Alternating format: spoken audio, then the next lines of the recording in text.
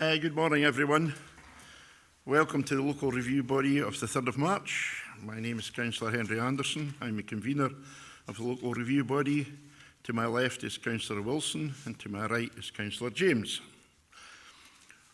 On the far right is Mr. Harrison, Planning Advisor to the LRB, who is not part of the Planning Department and has no previous involvement in any of the applications we have before us today. On the left of Councillor Wilson is our legal advisor, Mr. Elliott. On the far left is Mr. Williams from Committee Services. And the front right is from Planning is Christine Bryan. Before we commence the business of the day, can I inform you that today's meeting will be recorded and will be available on the Council's website. The House rules: all electronic devices shall be either switched off or in silent mode. Actually, I think the latest is it's aeroplane mode, so it doesn't interfere with the technology we have in front of us. We go and fly. Yeah, you're going on a flight. Brilliant. Yes, good. You'll maybe lose my place. We have no fire drills scheduled for today, so if the alarm sounds, please make your way to the fire exits. Can I ask if there's any declarations of interest by members on any item on today's agenda? Yes, Convener, thank you. I declare a non-financial interest in item 4.1. Thank you for that, Councillor Wilson. Councillor Purvis, the reserve will be used to discuss that matter. Is everyone in agreement, therefore, that we should proceed with the last item, which is 5.1 first? We've only got 2 items today, so can we proceed with 5.1 first, and we will do 4.1 at later, and Councillor Wilson can leave. Agreed. Agreed, yeah. Right, then we'll proceed with 5.1. First of all, sorry, before we do that, can we note the minute of the meeting, of the last meeting we had of the local review body? Agreed. Agreed? Yep. Okay, so that's noted. And so I'll move on to the item on the agenda 5.1, which we'll take first. And the applicant, I see, is here because I recognise him from last time. Are you quite happy sitting where you are, or would you like to move forward? Fine where you are. Okay, and can I ask Mr. Harrison to introduce the application for review? Thank you, Convener. Can I just check that people can hear what I'm saying clearly? Thank you. As you say, there's a detailed planning application for the erection of a replacement dwelling house at Rintoul by Mona Thort. The application site, excluding the access track, extends to some 0.35 hectares and contains a former farmhouse of traditional design and materials. Access is from a private track. The proposal is for an elongated 2-storey building of contemporary design on the site of the farmhouse. Externally, it would have extensive areas of glazing, timber cladding and stonework on the long south-facing elevation. Only the upper level of the building would be seen from the rear. Internally, the accommodation would mainly comprise an open-plan kitchen, dining and living area, and an office/study on the ground floor. 4 bedrooms and a studio/workshop would be formed at first floor level. In addition, a double garage would extend on the eastern side. You might like to have page 237 there. This provides the location plan and site plan. There are also plans of the existing house and the proposed house on pages 219 and 323 respectively. And maybe have these to hand while I show the photographs of the site, although I appreciate you have, of course, been on a site visit. But the general sequence of the photographs will be the access track, the landscape context, and the existing farmhouse building. So I say this is the access from the public road, just the entry, as it were, into the existing access track. And moving on from that, we go up the access track a little distance. This is approximately halfway up towards the site itself. And obviously we're beginning to pick out Rintoul, the farmhouse as it stands at the moment. Carrying on further up the track, and of course the arrows give a general indication of the direction of the sequence of the photographs. We then get to, shall we say, the level of the application site, and this is from that position looking in an easterly direction, and then sweeping round, as it were, towards the right of that. We look more in a south-east direction towards Loch Leven and the hills beyond. Swinging around again from the same position to the right, we look more in a southerly direction now. And again, swinging round to the right, as we swing round, we look more in a southwesterly direction. And finally, we're looking across the face, as it were, of Rintoul towards Tukey House and the Steading in the far distance. And we swing round again to the right of that photograph. We take on that, shall we say, south-facing elevation of the existing farmhouse. And again, to the right of that, we catch, as it were, the gable of, that's the eastern gable of the farmhouse. And then moving on, as it were, to the other side, we catch the western gable of the farmhouse. And moving on from there again, to the left of that, we go round, as it were, to the back of the building on the northern elevation. And then just to step away from the building a little bit towards the right, we have what I can only assume is the former Bothy building. And then again, slightly to the right of that, we look back towards the gable, as it were, of the existing farmhouse to put in the context of the remainder of the application site. And again, to step away a little bit further from the building, we see it again, still looking in that northeasterly direction towards the frontage and the gable of the farmhouse. So I'll just leave you with that general photograph. Turning first of all in summary to the applicant's case. The applicant's review submission focuses on 5 points. First, it is noted that the officer finds the scale, materials and contemporary design reflective of the neighbouring earthship buildings to be acceptable within this landscape setting. Secondly, the applicant's structural engineer's report concludes that, and I quote, "There is very little of the existing building that is adequate for reuse and therefore capable of renovation at an economic cost." End of quotation. Following the decision, the further study has been carried out by a conservation architect which details the potential cost of renovation / reinstatement to meet the modern standards required by the applicant, his family and his business. This cost is identified as some £3,600 per square metre in comparison to some £1,400 per square metre as an average cost for new build. The applicant envisages a comparable cost of £950 per square metre for his proposal. The applicant is not in a financial position to undertake a renovation which could place his farming and associated businesses at risk. It is noted that the previous planning permission to renovate and extend the house has expired. Thirdly, the officer's view that the building is of high amenity value is disputed, as the building has not been occupied for over 50 years and has been in a dangerous condition for the last 20 years.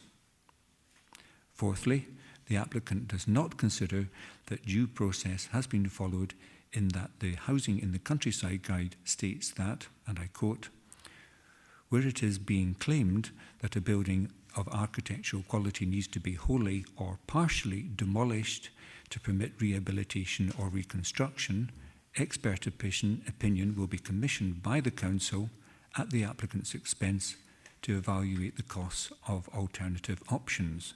End of quotation. This has not been undertaken by the Council. Fifthly, the officer recognises that the proposal is in a similar location to the existing house and would be of a high quality of design. The applicant views the proposal as being sympathetic to the local landscape and expresses concern that, if planning permission is not granted, the house has the prospect of becoming a ruin. The applicant is content for Perth Kinross Heritage Trust to undertake any necessary site investigations.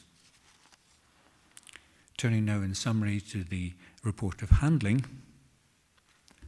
the site has previously been the subject of a planning application for renovation and extension. Those planning consents are now time expired. This proposal falls to be assessed against the current Local Development Plan Policy RD3 and the Associated Housing in the Countryside Guide 2014. And I'll come back to make some comment about that later. Specifically, it falls to be assessed in relation to criteria concerning the renovation or replacement of houses. This criteria states that, and I quote, restoration rather than replacement will be favoured where the building is of a traditional form and construction, is otherwise of architectural merit, makes a positive contribution to the landscape, or contributes to local character. End of quotations. This is a traditional building in terms of its design, form and construction. It is also considered to be of architectural merit and is seen as making a positive contribution to this part of the Ochil Hills Special Landscape Area. The location is seen as being prominent and highly visible within this sensitive landscape, which is characterised by farmsteadings of traditional design. The quality of the proposed contemporary house design, scale and recess into the slope is in itself acknowledged. However, this is not seen as justifying the loss of a similarly high quality traditional building to the detriment of the character of this locality.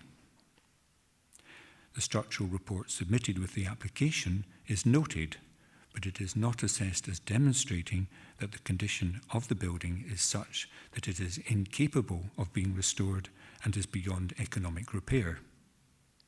Consequently, the proposal is not considered to comply with Local Development Plan Policy RD3, Housing in the Countryside. The applicant was advised of the preference for the building to be retained.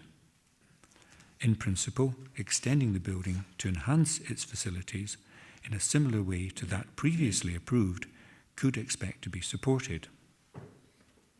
Turning now to representations, one representation from the Perth Kinross Heritage Trust who object to the prospective loss of the building due to its heritage value has been received. The site lies within an archaeologically sensitive area and the preference is for the building to be retained.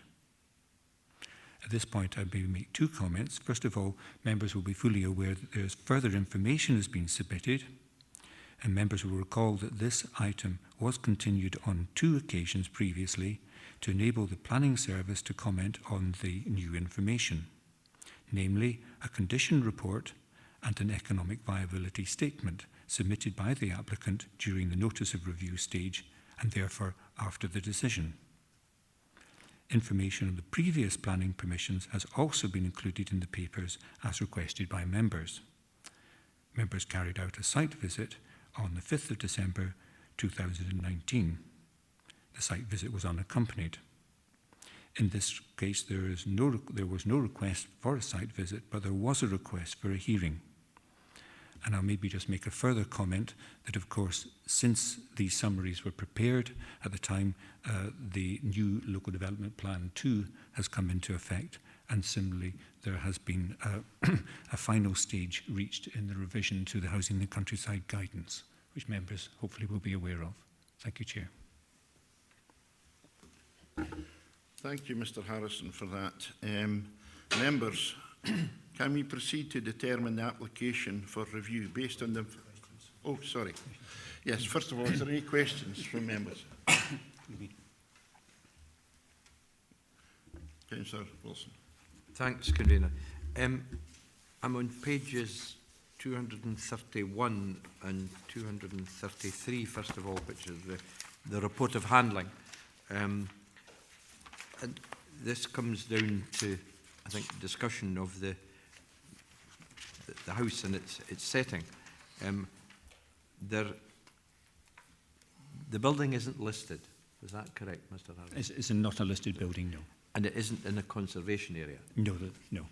But it is in an area of the Ochil Hill Special Landscape Area.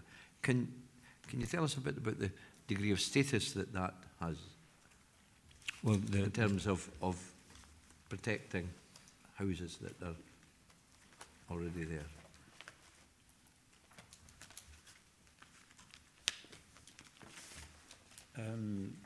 This is the document that's being referred to, Yeah. and it's basically part of the council's, shall we say, approved supplementary guidance, basically to deal with applications and to identify areas within Perth and Kinross which are considered to be, shall we say, of special merit, depending on the characteristics of those different areas.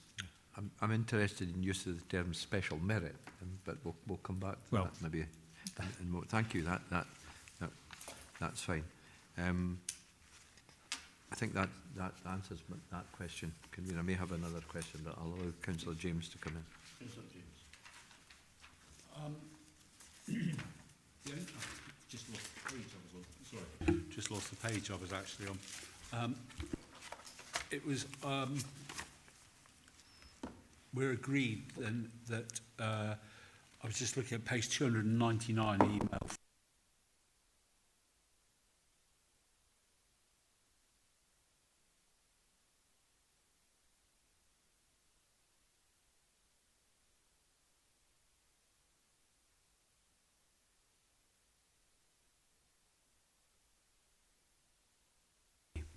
Beg your pardon. Basically, on page 299, this is the most recent response from the Planning Service in relation to the additional new supplementary information which was put in by the applicant. Yes. Thank you. Have you any more questions? No, that's Councillor Wilson already asked. I believe, Councillor Wilson, do you have another question? Well, I think I'm going back to my point, I think, on page 233, and it's the second paragraph down on that page. This is, again, part of the report of handling, where it says, in line 2, the existing building is also of a high quality and should be retained to avoid the erosion of the prevailing character of the buildings around in Ochil Hills. Now, I've nowhere known how many buildings of a similar nature there are in the Kinross area. But would you agree, Mr. Harrison, this is a fairly traditional style farmhouse? And I think what I'm struggling to find out a wee bit is what the particular merits of the building are, as above several other buildings that will be within a radius of 20, 30, 40 miles that are of a similar size and nature. I think, first of all, I think, I beg your pardon. Sorry, I've got a cold. No, don't worry. I think what the officer is really doing in that particular part of the summary and his conclusions is referring to the information he's received from Perth and Kinross Heritage Trust in terms of the qualities of the building and, shall we say, the status of it as they see it as a historic asset. So possibly if we turn to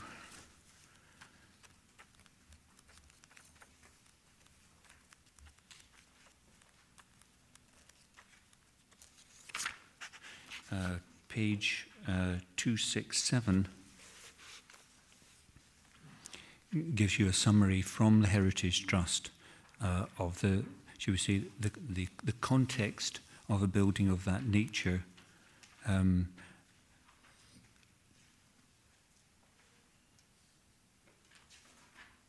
why it's considered to be of, shall we say, a quality in that traditional vernacular sense. That relates a lot to the age of the building, I think. In Indeed, that yes. submission. Yes, indeed, I think and that's part the of main the main point is the age. Well, yes, I suppose in the sense that I think what they're trying to say, without interpreting it too much, is, as you say, it's quite an old building, and one that's, so we say, survived. Yeah, and its claim to fame seems the crude nature of the rubble construction boulder foundations. Indeed, it's a form of construction that wouldn't be used nowadays, yes. Okay, thank you. Could I just step in and make sure members have got the full context? Of course, that report of handling was written at a time when there was no full justification provided the economic viability statement. The planning officer has now accepted that economic viability statement. Of course, it's for members still to make their mind up on that, but just to point out the context of that particular paragraph has moved on in terms of information before you.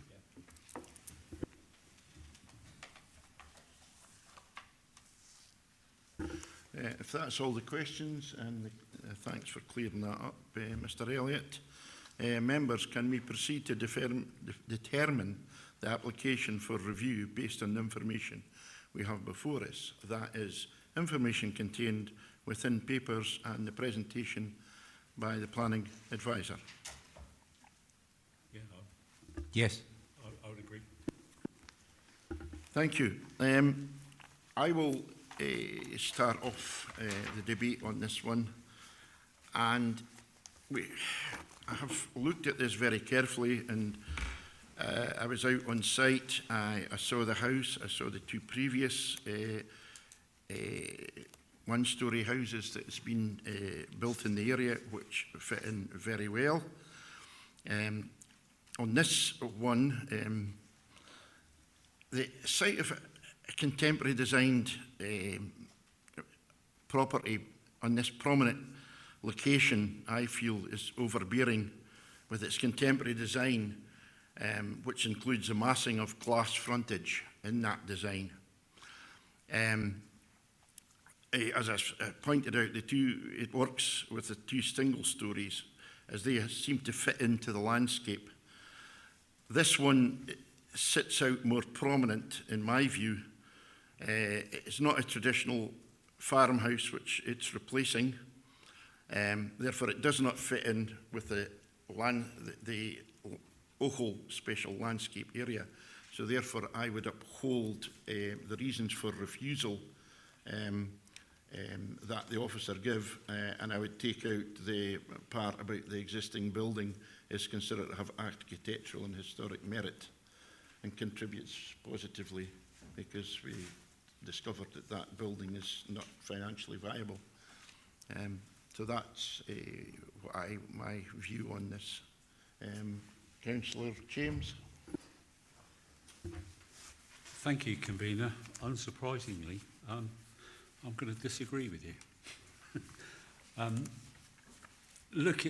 We've already said that or we've already been told that it's not the building's not current building's not listed, not in a conservation area, and it's not financially viable. So therefore, we're looking at the new plan and what it's replacing.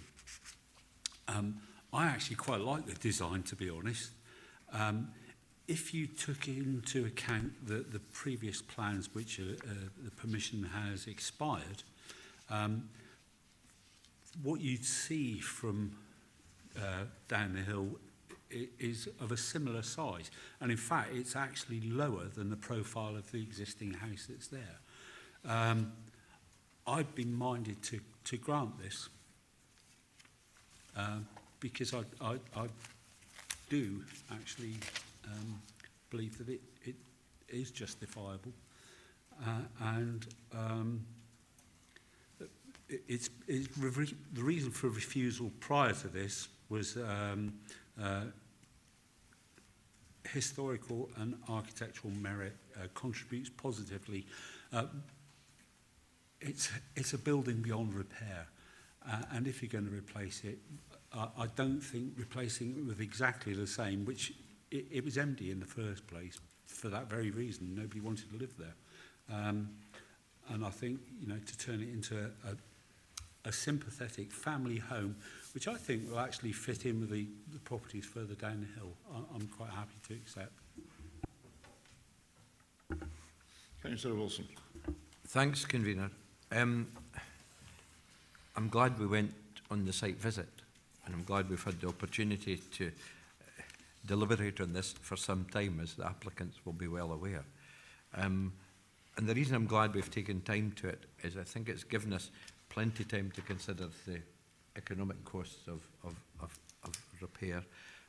And I think we've now bottomed out on that, and it's been settled, I think, in reference to the planning officer's view that I think he accepts the situation as regards the costs.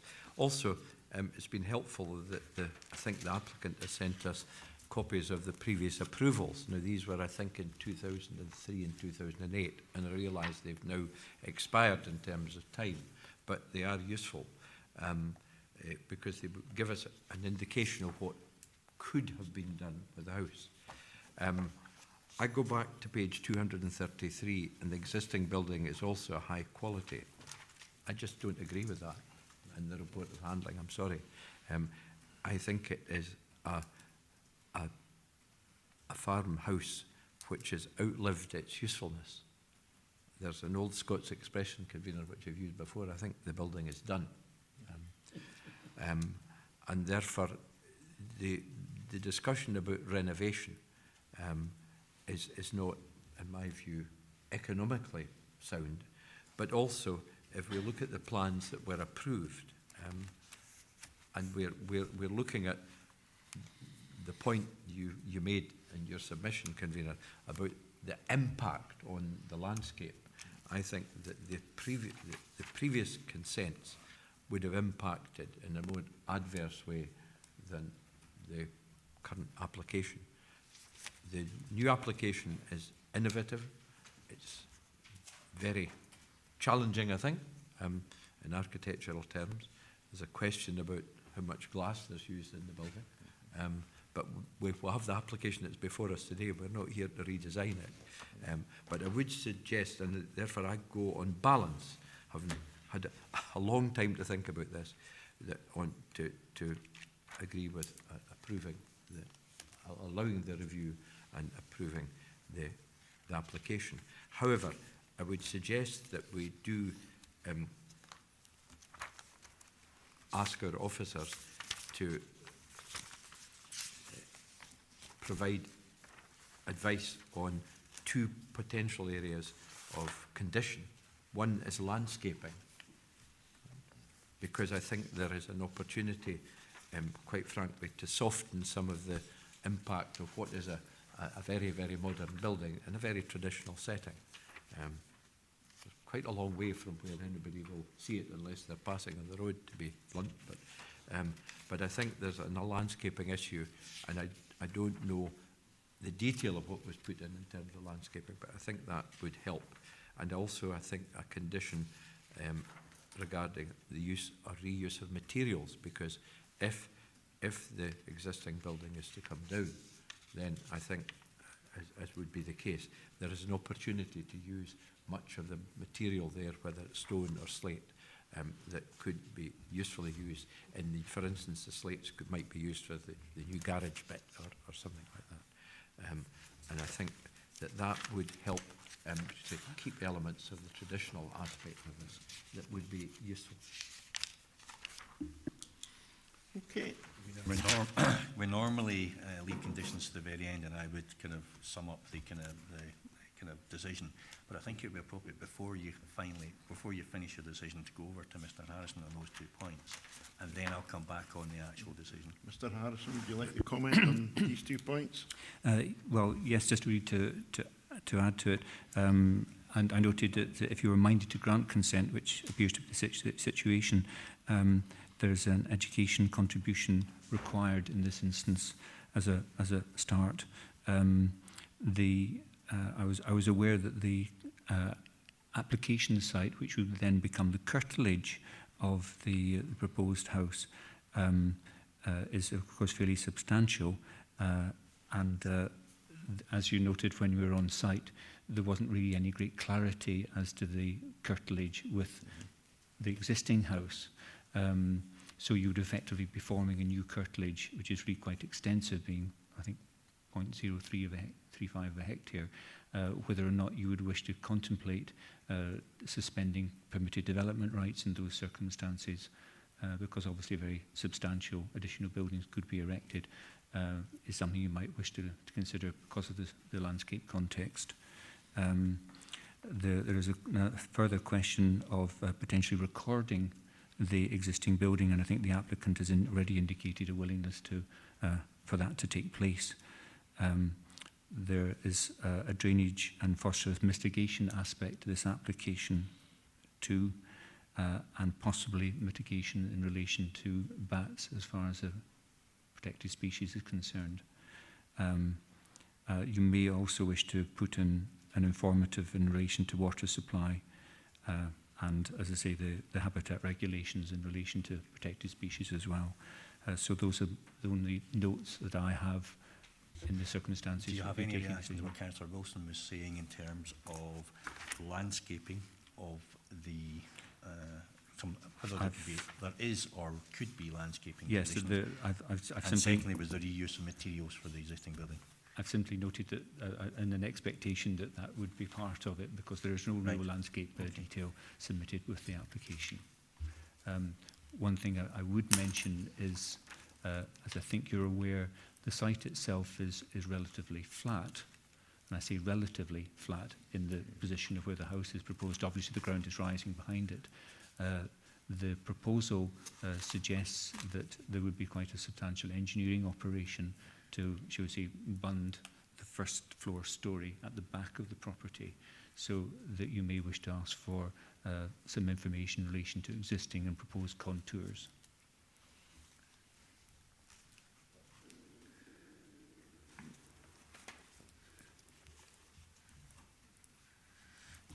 Members, in terms of course, we have a majority decision to grant. I just want to make sure that's quite clear what the rough narration would be. But it would be grant subject to suitable conditions, which largely there have been some discussion on that, informatives and terms. There could be either the education contribution is paid up front or it's a possible section 75. But from what I understood to be the case from the decision by Councillor James and Wilson is that you've accepted the economic viability statement in terms of for demolition, and essentially saying the proposal as to, in terms of its design accords with the development plan.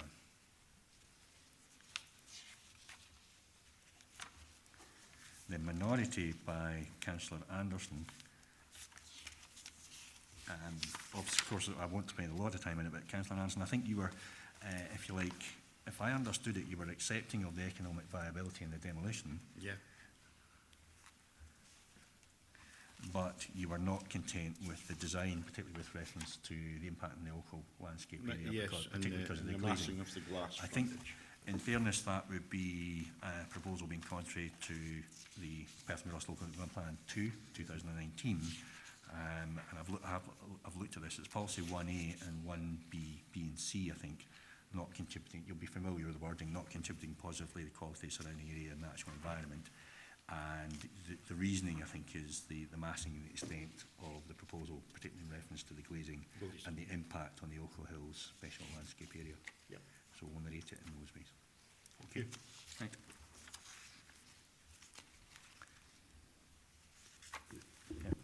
Just going back to the conditions, I mean, I think what Mr Harrison narrated I would certainly support. I think, and the applicants are here, so I'll say what I'm thinking, but I think it's important that this development is carried out with as much sensitivity and detailed planning as humanly possible, and that the issue about permitted development rights is an important one, given that the footprint is large, very substantial, and the other conditions that Mr Harris narrated, plus my suggestions of the material, reuse of materials, and other traditional materials. It wouldn't exclude the use of other traditional materials, because there may not be things available on site that would be appropriate, and landscaping would I think are particularly important. But Convener, I certainly support the suggestions made by Mr Harrison. I don't think it's up to us to go into all the detail of that, but we're happy to leave it with officers. Okay. Thank you.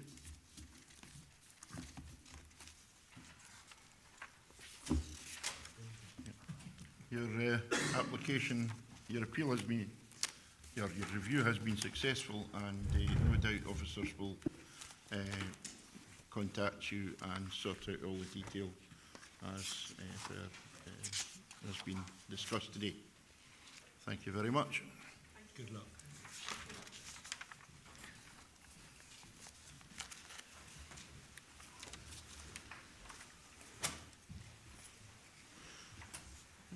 Councillor Wilson's going to retire, and we'll have Councillor Purvis with his first sitting.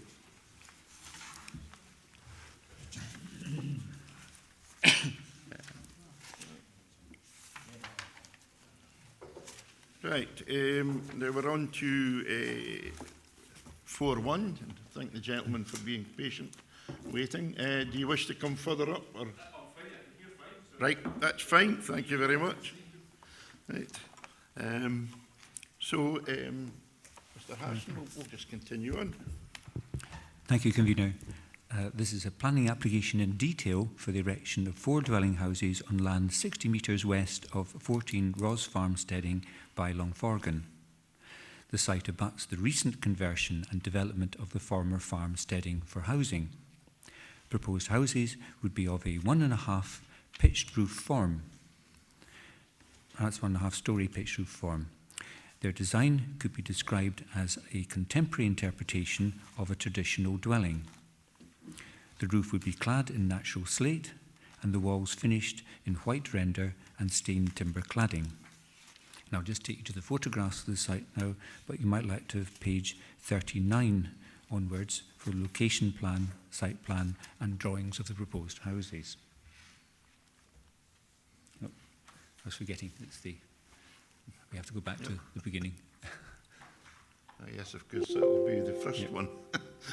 Here we go. So, as I say, this is us just approaching the site, looking in a southerly direction, as it were, looking from the Longforgan side on the public road as you approach it, and you can see, I beg your pardon, I'm really struggling a bit this morning. As you can see, it's a fairly open landscape, and we have the existing steading buildings and the additional houses added to it on the eastern side of the original steading in this photograph, and the red line showing you basically where the application site for the new houses would be. So this is us looking in a southerly direction, and if we move closer to the site from there, we now go on to, shall we say, the other road, the back road to Errol. So we're now looking, approaching the site from that western side, and you can just make out, say, some of the houses through the hedge, and of course the planting that's on the western side of the application site. So there are a number of photographs swinging round in the sequence of photographs here. This is a swinging to the right from there, and that gives you just an indication of, shall we say, the openness of the landscape, and we're just catching some of the western planting in the photograph as well.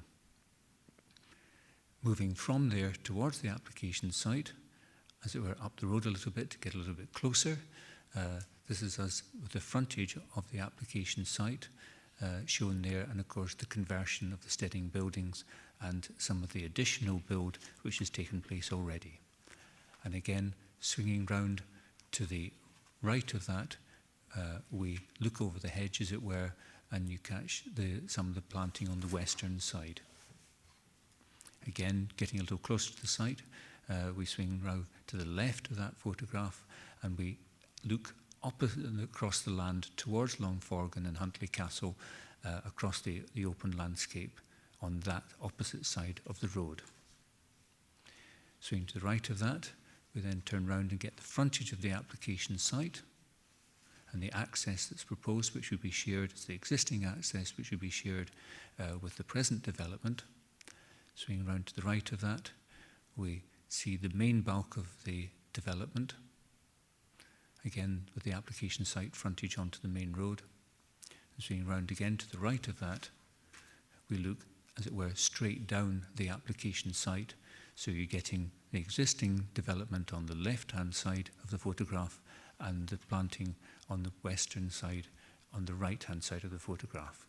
And we step from there, as it were, over the hedge and into the field. And so we now have the hedge on the extreme left-hand side of the photograph. And this is just showing you the application site. And then swinging round to the right of that, we're looking down the planting on the western side. Moving on from there, we're now, as it were, standing on the edge of the application site, again looking in that slightly easterly direction from that northwest corner, and we then have some photographs swinging round from that position across the application site to the existing development, swinging round again to the right of that.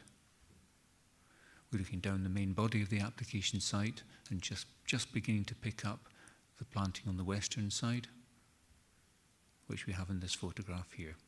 And as you'll see, the boundary of the application site abuts that western planting. Moving on from there, we now move to the other side of the application site, looking towards the south, as it were, to look back into the application site from that position. So we then go down to that far corner, that's the southwestern corner on your drawings. And this is us looking in a westerly direction, as it were, and towards the arrow side, as it were. And then we swing round to the right of that photograph, and we're looking down the planting on the western side in this photograph. And as you can see, there's some variation in the degree of planting that's actually become established there. Swinging round again to the right of that photograph, we take the application site, and again to the right of that again. We look directly across the application site to the existing development. This is, of course, some of the more detached style of housing to the rear of the original steading building. And swinging round to the right of that again, we have the suds and drainage facility, which you'll see identified on your drawings. Again, they're not actually within the application site, but this is the facility that's referred to in the papers. And swinging round again to the right of that photograph, we see the planting on that southern boundary of the application site. Again, not land within the application site, but adjoining it. And then swinging round again to the right of that photograph, we have the view in that southerly direction from the southern planting area across the open countryside. So moving from there, go slightly to the left, and this is us looking across the suds facility on that southern boundary of the application site, where it abuts the area identified for planting historically and currently. And then we swing round to the right of that. We look across the main body of the application site from that southeastern corner. And then again, round to the right of that, we're looking up the access road which services the suds facility and drainage facility. And we step from there back up towards the development itself. So this is the view into the housing to the south of the development. And beyond that, we have the listed building referred to in the papers, the original farmhouse, as it were. And then we have the development which is currently in place opposite the application site.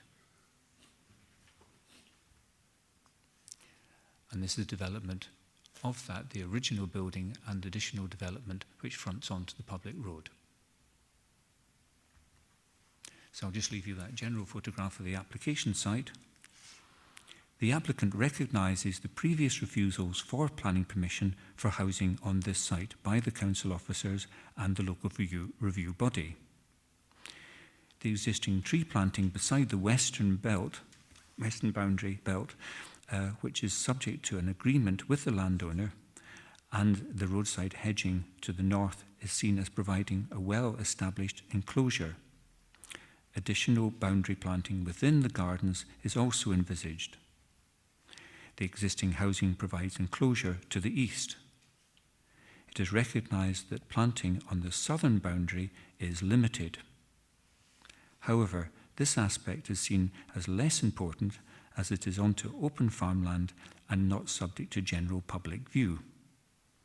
Consequently, the existing and proposed planting is considered to provide a landscape framework enabling the proposal to accord with the criteria of the Housing in the Countryside policy and guidance as an extension to a building group and the placemaking policies of the local development plan.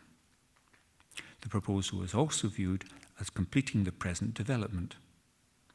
In the broader landscape context, the proposal is seen as reflecting other development in the Carse of Gowrie, where there are groups of houses in an open landscape. The refusal of planning permission is seen as being inconsistent with the granting of consent for similar developments for housing on the sites of former farm steadings at Broadford Farm near Auchterarder and Netherton Farm near Blackford, both of which are seen as lacking a landscape framework. The site was previously occupied by a large farm building demolished in 2005. The land was last used as a builder's compound in association with the development of the existing houses at Raw Farm. It is not considered to constitute farmland as it has not been cultivated for some 70 years. The reference to prime agricultural land and local development plan policy ER5 in the third reason for refusal is disputed. The proposal is seen as removing dereliction and resulting in significant environmental enhancement in relation to the existing housing and the wider landscape. The proposal is seen as according with the criteria the criteria for development as a rural brownfield site in terms of the Housing in the Countryside guidance and the policies in Local Development Plan 2. Access to public transport, including a school bus provision, is seen as adequate. The layout, scale, materials and form of the 4 detached house development is intended to reflect and complement the existing development. This is seen as a low-density development. In response to representations, the applicant comments that there is no evidence that the suds and drainage provision is at capacity. The applicant has rights of access to these facilities and to the site, and amenity impacts and design considerations are subjective. It's considered that our local resident has sought to influence the processing of the application through correspondence, which contains inaccuracies in the applicant's opinion. Turning now in summary to the report of handling, the original consent for conversion of the steading to housing was granted in 2005. In 2015, consent was granted for a total of 8 houses, replacing and adding to a number of earlier planning permissions. This application site was the subject of a previous in-principle and detailed planning applications that have been refused by officers and the local review body. Due to the location of the site out with any settlement, it falls to be assessed against Local Development Plan Policy RD3 regarding housing in the countryside and the associated supplementary guidance. This allows for extensions to a building group into definable sites, namely sites formed by existing topography and/or well-established landscape features. While the planting and hedging on the western and northern boundaries are noted, these are not considered to provide sufficient containment within the open landscape to form a definable site for the proposed housing. This view reflects the previous decisions. It is further noted that the hedging and planting are not within the applicant's ownership and control, and are not as extensive as illustrated on the planning drawings. There is no information how this planting would be managed or maintained in the future. It is noted that the site lies within an area identified as prime agricultural land. Consequently, the development of the site for this proposal is assessed as being contrary to Local Development Plan Policy ER5. The proposal is also seen as failing to make a positive contribution to existing housing development in accordance with Local Development Plan Policy PM1A and PM1B Part C, which is centred around the converted steading. This proposal is viewed as constituting an overdevelopment of the overall site, as the present housing is relatively close-knit. In that context, the proposed detached housing is seen as failing to reflect the character, layout and building pattern of the existing building group and the original farmsteading building.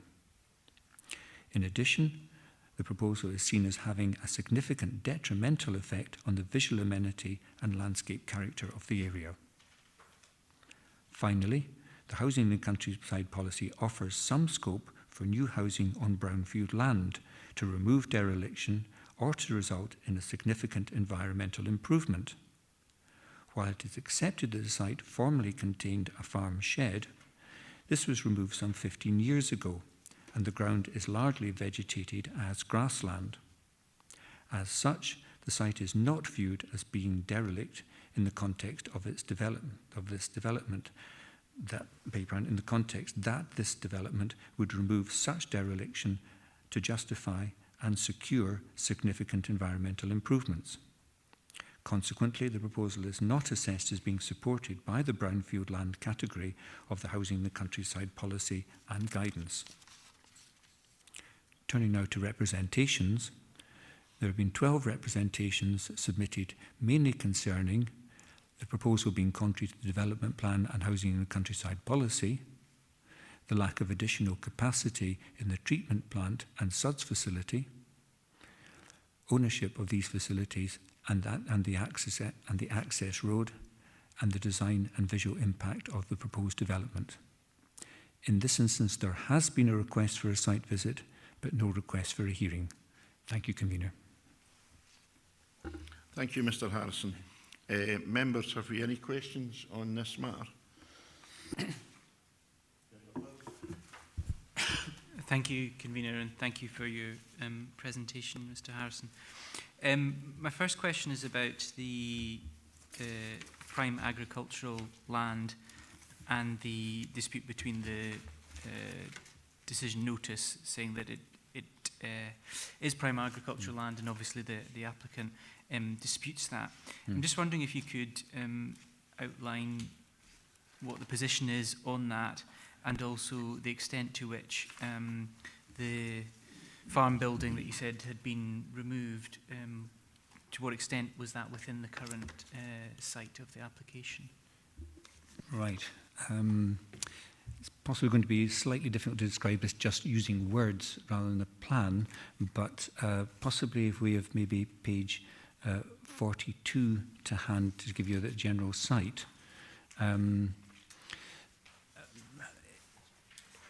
In simple terms, we have the original farmsteading building, the sort of the quadrangle you see there, which is obviously in place, and the additional development as well to the eastern side of the application site, where you have the access road coming in, which would be shared with within the application site and is shared with the existing development. The farm building, which was removed, and you see in other photographs, was effectively where you see the words View 6 on that drawing. It's in that sort of position. The remainder of the application site back in 2004 is illustrated in the photograph which the applicant submitted, for example, on page 27. And the top photograph of the three there gives this aerial view at 2004. And you'll see the light-coloured building, which is the building which was removed, and that was effectively within the application site and partly within that access road. But you'll see in that photograph that the field at that time, I stress, went round the building and round the wee cottage, which has, of course, been removed now. So what we have here is a situation which has progressed since the photograph you have there to where we are today. So that's basically why it was identified as, shall we say, prime agricultural land, and is the situation has changed since then with a combination of things. First of all, the removal of the building in that, so we see that part of the application site. Then I suspect, as you'll see in other photographs, reference to part of that land being used as a building compound in association with the development, which I suspect was, you might say, a further move into the prime agricultural land. And then, of course, we have the tree belt being planted enclosing the application site. So it basically historically was agricultural, prime agricultural land, but there has been a change of circumstances there. Part of the site, I say, has had a building on it, but part of other things have either taken place on it in the way of the compound or tree planting or not being disturbed. At the moment, as you'll see from the photograph here, since the building was removed and the compound is no longer in use, it's largely become grassed over. I hope that helps. Well, I think you just touched on at the end what was going to be my next question, which is about the category 6 allows for the development under policy 19 in housing in the countryside if the buildings have been removed, but only where that is seen to either reduce dereliction or improve the environment. That's great. If it hasn't Yes. naturalised to the cases that since Well, the work has gone, that has, and it can be seen from the photos. you as have well. in the photograph, that's its present condition, yes. Right, okay, thank you. You have any questions, Councillor James? No, thanks, Convener. Not further to what Callum's already asked. Thank you. Members, can we proceed to determine this application for review based on the information that is before us? That is information contained within the papers and the presentation by the planning advisor, or do we require more information? I think I'm happy to proceed.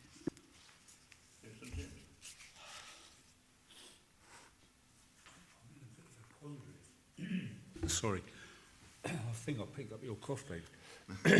I'm in a little bit of a quandary. Actually, there probably was a question I should have asked. Is it too late to ask? I think it could allow you to Yeah. ask a Thank question. you. Sorry, Sorry? No. Mr. Harrison, I was just thinking, flooding, drainage and flooding. It's always an issue, and if you mention you go to any site, the locals always know. So, drainage and flooding is always an issue. I'm looking at page 67, which is the report from Rebecca Morley, saying about it indicates the proposed development lies at a higher elevation than the surrounding land. Therefore, they have no objection to the proposed development on flood risk, but would strongly recommend finished floor levels are set above the existing levels. I then go to page 61 in the report, and again, they've not asked for a specific report. I'm wondering, Convener, whether that's something we might want to consider asking for. Yes, I think what you're saying is you're looking for a deferment for more information, and That's why I I tend to agree. I've got 3 concerns here.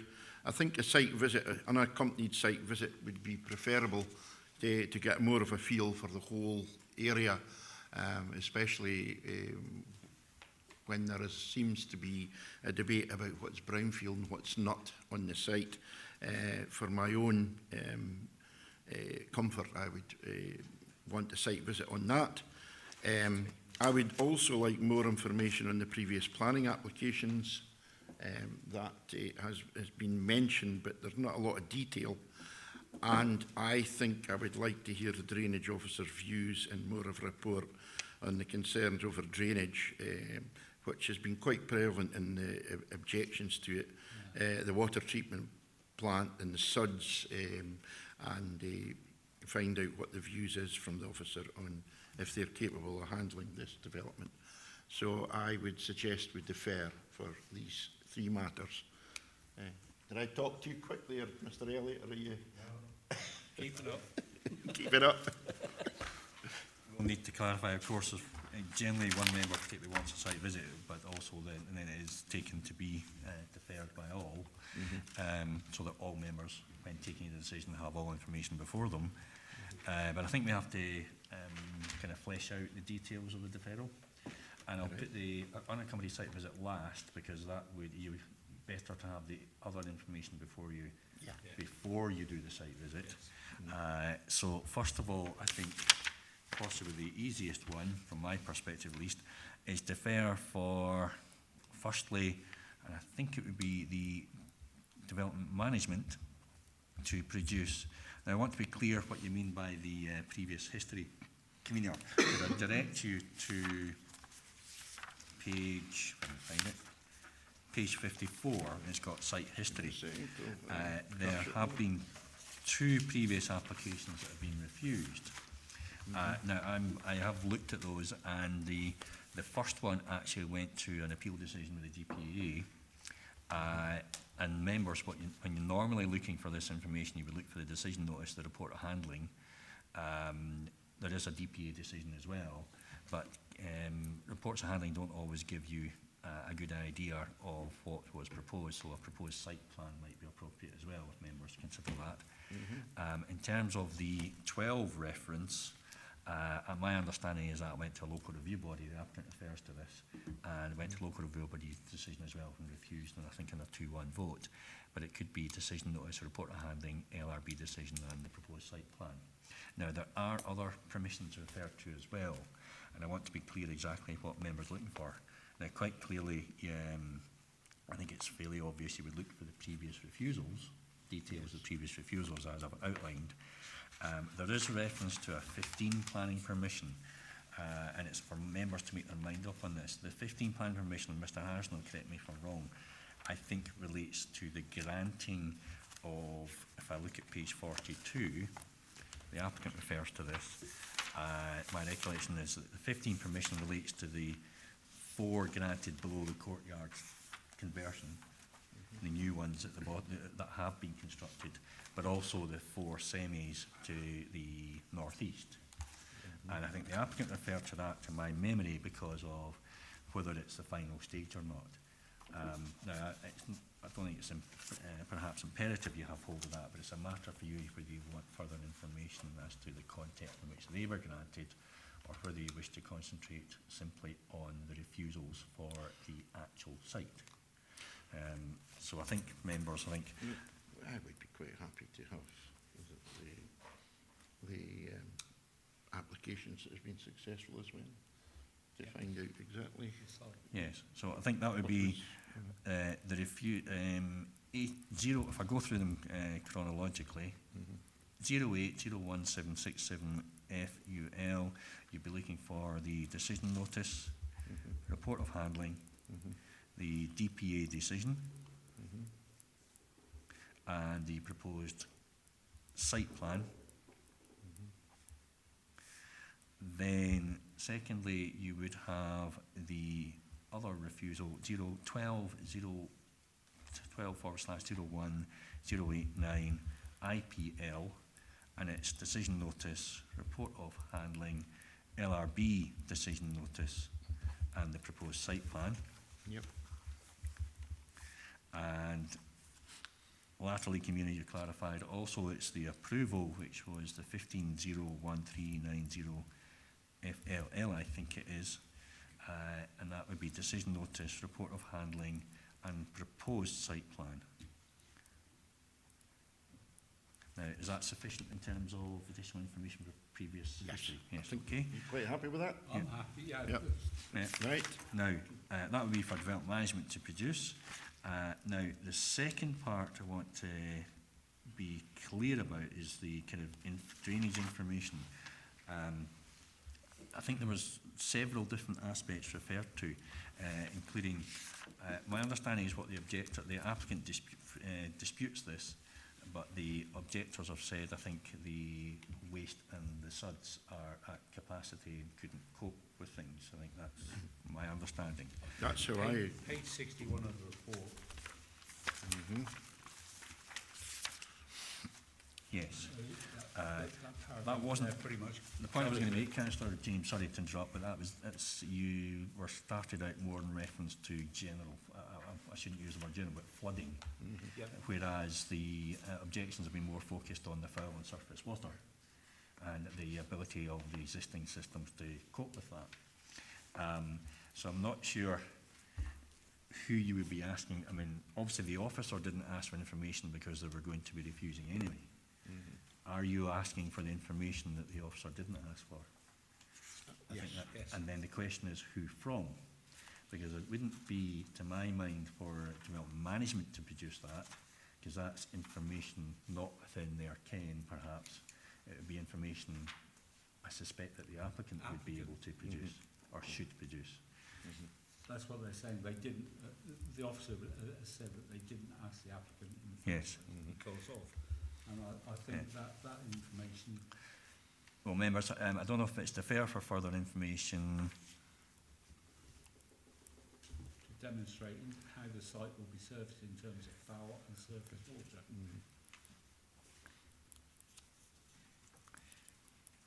And it goes on to say there, this has not been requested. Yes, yes.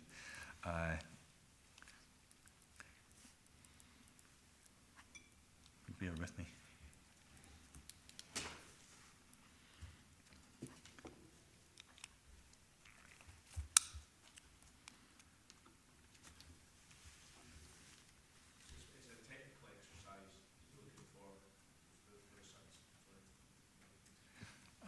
Bear with me. And it's,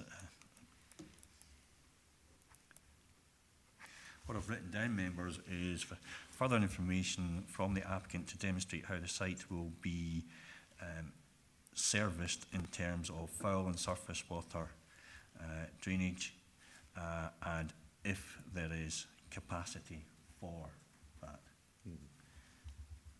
So it is kind of a perhaps a technical assessment.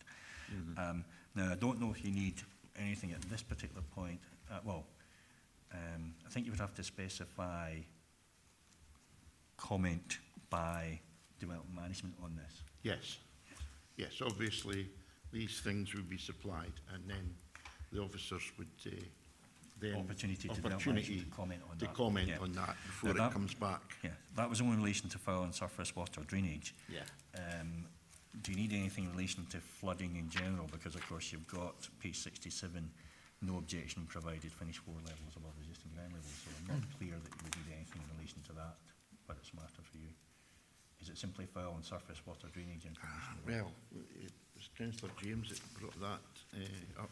Are you happy with what's in 67? I think that as no Yeah. information's been requested with regards, it's been brought up. We hear this time and time again. You know, there's no problem with flooding, but then you ask the locals, and it's always flooded down there. And because no information has been requested. Well, I think, Councillor James, there's different considerations here. What you're referring to in the report of handling, and I think it's page 61, is it? Yeah. That's not flooding in general, flooding of the site. That's the removal of the foul and surface water. Yes. Which is different from, if you like, I would call it general flooding, which I know I shouldn't use the word general, whether the site floods. So, yes, you've agreed that, and you will get more information. You're asking for more information on that. In terms of the flooding of the site, you do have information on page 67. And I'm not sure what more information you would get in relation to that. No, that's fine. Right, so you're content with that, that's okay. The drainage and flooding. Yeah. Now, then the third aspect was an unaccompanied site visit. Yeah.